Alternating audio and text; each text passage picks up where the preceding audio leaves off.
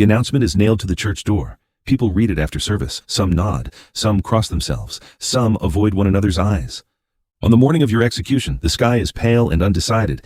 They bind your hands loosely. You are not struggling. The walk to the square is shorter than you remember.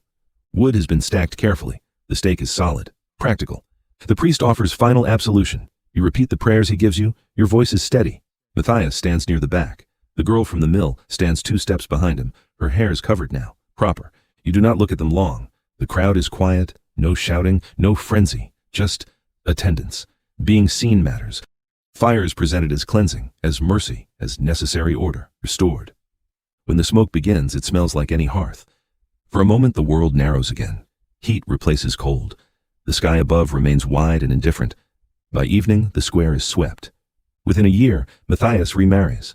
The girl bears him a child before the next harvest. A healthy boy with strong lungs. The village calls it proof of God's favor.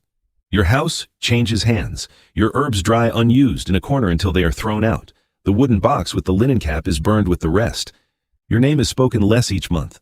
Children are warned not to wander near the stream where you once gathered plants. Women hesitate before speaking too boldly in the presence of men.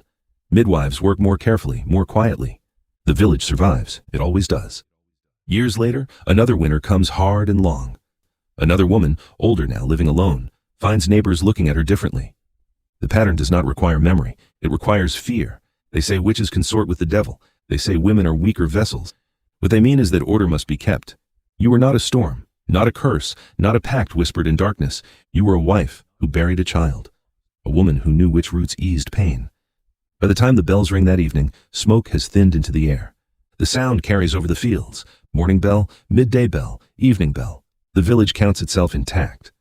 And somewhere beneath the soil beyond the birch grove, the earth holds what the fire could not cleanse. That brings us to the end of the story. This story is fiction, but in early modern Europe, accusations like these followed patterns that were all too real. A failed harvest, a sick child, a woman who stood slightly apart. Fear needed an explanation, and sometimes a person became one. It makes you wonder how easily grief, independence, difference, or simple misfortune can be reshaped into blame when a community needs someone to carry its uncertainty. If you had lived in that village, bound by its hunger, its faith, its fragile order, what would you have done? Would you have spoken up, stayed silent, or looked away? If you enjoyed this video, drop a comment and tell me what you think.